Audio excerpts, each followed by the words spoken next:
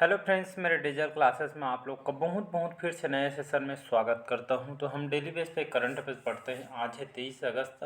23 अगस्त से जितने भी करंट अफेयर्स से क्वेश्चन बनेंगे यहाँ से हम कवर करेंगे। कोई भी एग्जाम को जैसे आप प्रिपरेशन कर रहे होंगे, एसएससी, रेलवे, कोई भी स्टेट का इस स्टेट में आपका पीएससी हो गया, व्यापम, पुलिस कांस्टेबल, व्यापम वगैरह, तो लगभग सभी एग्जाम में जो करंट अफेयर्स के जो सेक्शन होते हैं यहाँ से क्वेश्चन उठा के पूछता है। तो चलिए स्टार्ट करते हैं सेशन को। पहली बार आए आए हो चैनल में तो चैनल को प्लीज़ सब्सक्राइब करके रख लीजिए ताकि नोटिफिकेशन आप तक यहाँ पे पहुँच पाए। तो स्टार्ट करते हैं आज का सेशन। पहला क्वेश्चन है, हाल ही में जो वाईकॉम जो 18 है, जो वाईकॉम जो 18 है, इसके डिजिटल बिजनेस के जो नए सीईओ कौन बने हैं? किरण मणि, संजय पांडे, नितिन परांजपे या इनमें से कोई नहीं? तो इसका जो करेक्ट आंसर हो जाएगा किरण जो मणि है। इनको हाल ही में जो वाईकॉम जो 18 है, वाईकॉम 18 क्या है? तो ये आपका मीडिया, जाने मानी मीडिया कंपनी है।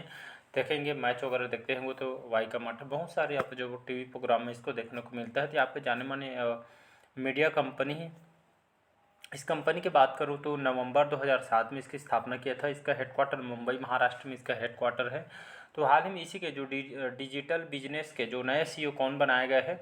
ये आपके किरण मणि को इनको सीईओ बनाया गया। जितने भी जैसे कोई कंपनी जैसे आपका डिजिटल जैसे बिजनेस करना चाहती है या जो एडवर्टाइजमेंट वगैरह लेके, तो ये आपका इससे मतलब ये आपका किरण मणि को इसके सीईओ ये आपको इनको पद को मतलब ये आपके सीईओ के रूप में इनको पदभार दिया गया है। तो मतलब जितने भी डिजिटलीकरण जो बिजनेस के लिए आपको इनको पदभार दिया गया है किरण मणि को। तो इसको याद रखिए, हमारे भारत की रहने वाली हैं।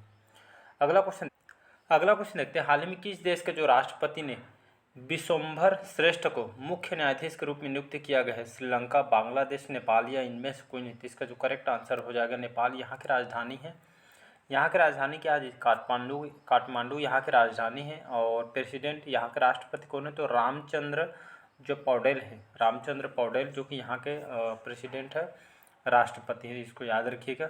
तो हाल ही में यहाँ के जो जो राष्ट्रपति ने जो विश्वम्भर जो श्रेष्ठ यहाँ के जो मुख्य न्यायाधीश के रूप में नियुक्त किया गया, कहाँ के लिए? नेपाल के लिए। इसको याद रखिएगा। तो यहाँ पे जो मुख्य न्यायाधीश की कौन नियुक्ति करते हैं? तो राष्ट्रपति के द्वारा यहाँ पे नियुक्ति की जाती है। तो इसको याद रखिए भाई, कई बार आपके जो इंडियन पॉलिटी में क्वेश्चन पूछता है तो इसको याद रखिए, रिलेट करके याद करना है आपको। अगला क्वेश्चन देखते हैं, हाल ही में यूआईडीआई जो यूडीआई है ये आपका इन्होंने पार्ट टाइम चेयरमैन कौन बने हैं? अतुल करनवाल, नीलकंठ मिश्रा, के राघवन या इनमें से कोई नहीं? तो हाल ही में जो नीलकंठ मिश्रा है, इनको हाल ही में जो आपका यूआईडीएआई, इसका फुल फॉर्म क्या होता है? तो इसको सभी जानते हो, जो आपका जो आधार कार्ड वगैरह जो 14 डिजिट का जो नंबर होता है आपका इसी के द्वारा आपका बनता है, जिसका फुल फॉर्म होता है आपका इसका फुल फॉर्म होता है आपका unique identification authority of India. इसका फुल फॉर्म होता है जो पहचान प्राधिकरण इसको बोला जाता है। इसकी स्थापना कब की थी? जो संस्था है इसकी स्थापना, इसको लॉन्च कब किया गया था? तो जनवरी 2009 में इसको लॉन्च किया गया था। और इसका हेडक्वार्टर कहाँ पे है? तो इसका जो हेडक्वार्टर मुंबई महाराष्ट्र में इसका हेडक्वार्टर। तो इसको याद रखिए, 2009 में इसको लॉन्च के जो भी आधार कार्ड वगैरह बनते हैं इसी साइट से आपका बनता है। तो हाल ही में इसके जो पार्ट टाइम के चेयरमैन आपको नीलकंठ मिश्रा जी को इसको बनाया गया है। तो इसको याद रखिएगा। अगला क्वेश्चन देखते हैं यहाँ पे, हाल ही में किसने टाटा प्रोजेक्ट के कार्यकारी उपाध्यक्ष के रूप में इन्होंने पद से इस्तीफा दे दिया है? याद रखें, हाल में जो टाटा प्रोजेक्ट के जो कार्यकारी उपाध्यक्ष के पद से किसने इस्तीफा दे दिया है? रोहित शर्मा, रणवीर सिंह, संदीप नवलखे या इनमें से कोई नहीं? तो इसका जो करेक्ट आंसर हो जाएगा संदीप जो नवलखे हैं। जो संदीप जो नवलखे जो टाटा प्रोजेक्ट जो लिमिटेड है, तो इसके जो कार्यकारी उपाध्यक्ष को इन्होंने इस्तीफा दे दिया है।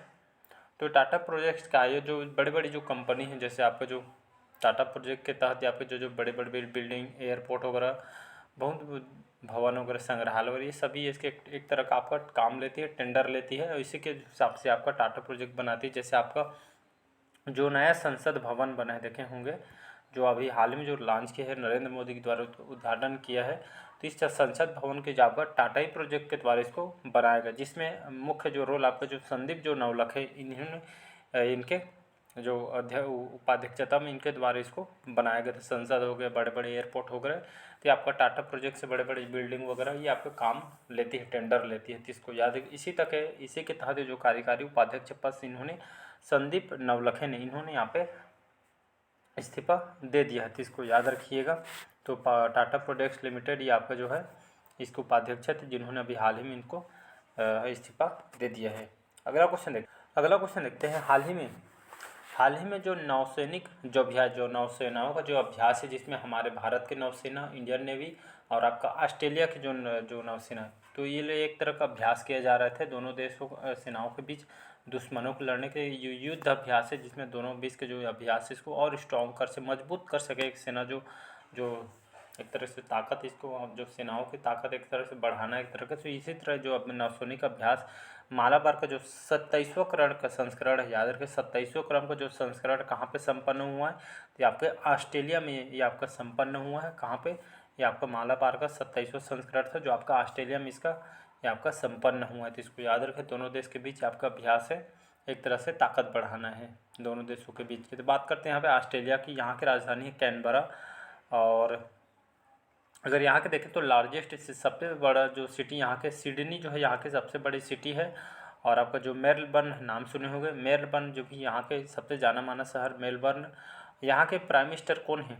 यहाँ के जो प्राइम मिनिस्टर आपके एंथोनी जो अल्बनेज है, एंथोनी जो अल्बनेज है, जो कि यहाँ के प्राइम मिनिस्टर है। जिसको याद रखिएगा।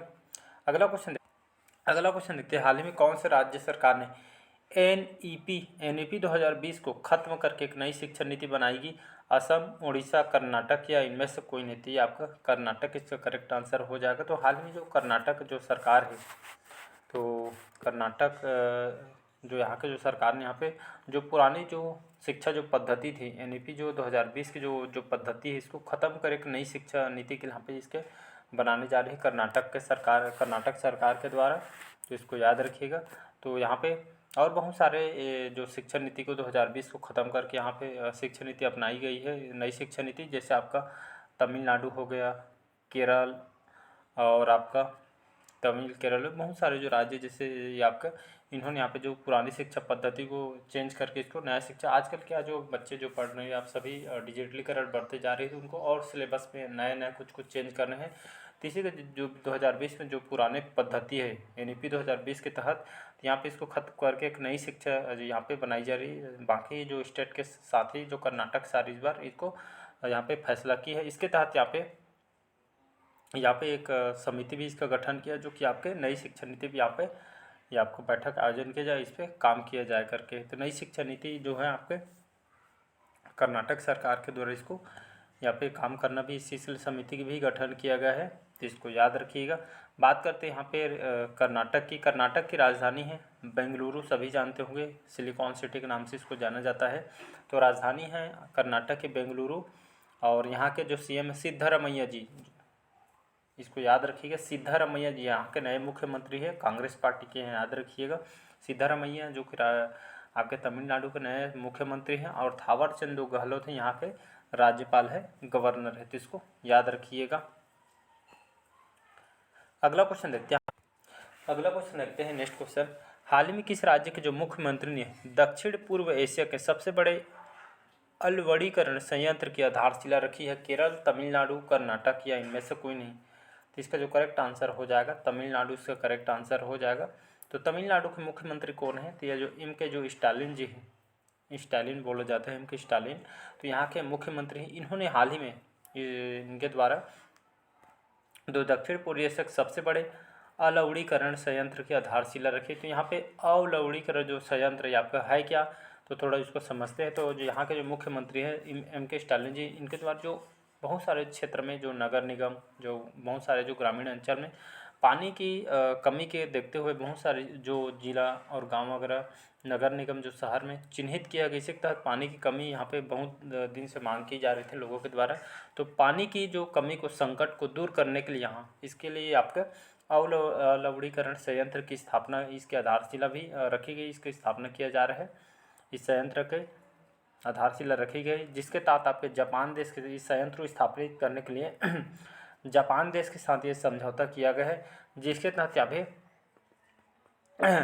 लगभग से इसके लिए 4,276 करोड़ रुपए की आपकी लागत से जापान के साथ ये आपका समझौता किया, ताकि पानी के जो संकट को दूर करने के लिए यहाँ पे इसका यहाँ पे आधारशिला रखी गई है। जो का नगर निगम में जो करीब लगभग 22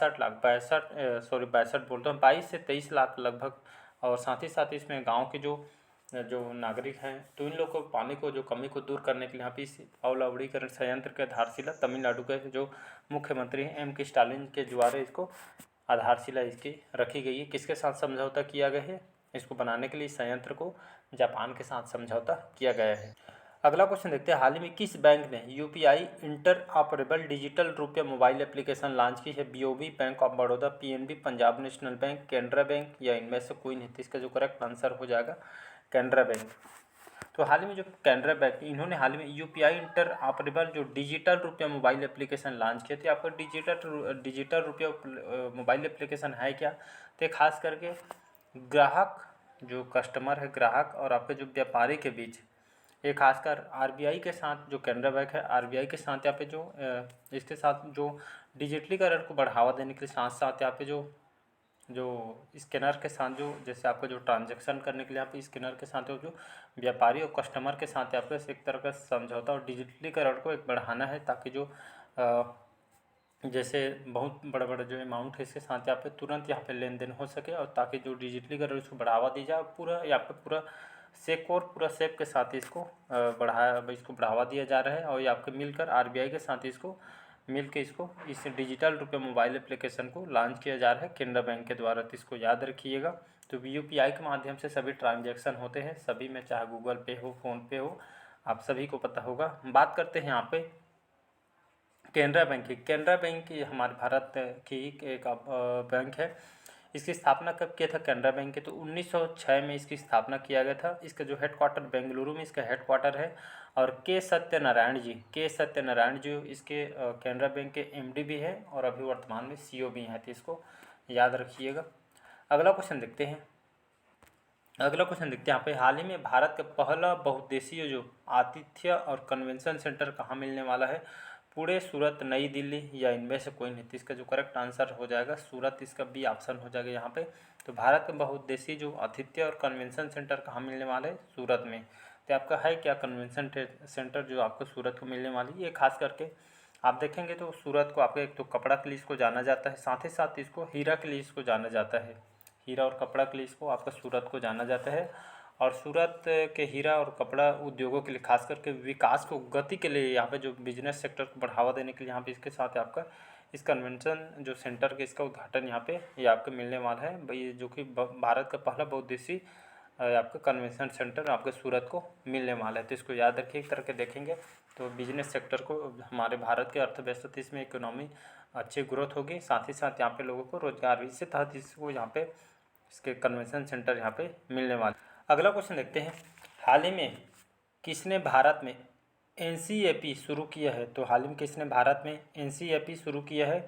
नरेंद्र मोदी, पीयूष गोयल, नितिन गडकरी या इनमें से कोई नहीं? इसका जो करेक्ट आंसर हो जाएगा एनसीएपी है क्या? तो एनसीएपी आपका खास करके जो नितिन गडकरी कौन है? जो हमारे परिवहन मंत्री हैं सेंट्रल लेवल का, तो हमारे परिवहन मंत्री हैं नितिन गडकरी। इनके द्वारा हाल ही में एक परियोजना स्टार्ट की है, एक तरह का ये आपका अच्छी भी है। इसको खासकर स्वैच्छिक जो आपका एक तरह का जो भारत में जो एनसीएपी एक तरह शुरू किया, ये आपके खासकर जो स्वैच्छिक मूल्यांकन एक कार्यक्रम है। इसके तहत यहाँ पे इसका जो मुख्य उद्देश्य है, जिसमें जो भारत में जो बनाए गए जो आपका जो कार कंपनी है और जो बेची जाने वाली जो कार जो कंपनी है, एक तरह का जो एक तो सुरक्षा मानकों के आधार पर इसको रेटिंग दी जाएगी।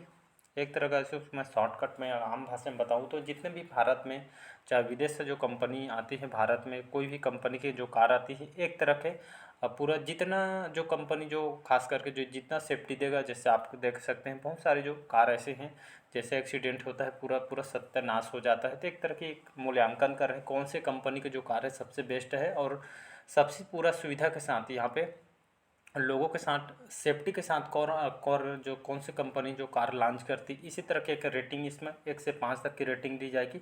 कौन से कार अच्छी है ऐसे करके एक रेटिंग दिया जाएगी। इसी तरह के मूल्यांकन करना है। एक तरह से देखें तो अच्छी भी है, इसके तहत लोगों को पता चलेगा कौन सी कार हमें लेना चाहिए जिससे हमको सेफ्टी मिलेगी। तो इसी तरह के एक रेटिंग इसके तहत दी जाएगी। जो मान लो एग्जाम्पल है, जैसे मान लिया स्कॉर्पियो की एग्जाम्पल के लिए बता रहा हूँ, तो स्कॉर्पियो आप ले रहे हैं, उसमें इसमें आप देखेंगे रेटिंग एजेंसी की, मतलब इसमें रेटिंग क्या, जैसे मूवी जाते हैं तो रेटिंग उसमें देखते हैं, इसका रिव्यू और रेटिंग देखते हैं, तभी मूवी हम देखने जाते हैं तो कैसी होगी करके। तो इसी तरह इसमें कार में भी, भारत में जैसे स्कॉर्पियो, इसकी रेटिंग देखी जाएगी साथ ही साथ लोगों को जो सेफ्टी में आपका क्या क्या दे रही है, इसको लेना है कि नहीं, इसी तरह की आपका एक मूल्यांकन करना है, जो कि नितिन गडकरी जो कि हमारे परिवहन मंत्री हैं, तो इनके द्वारा इसको शुरू किया गया है।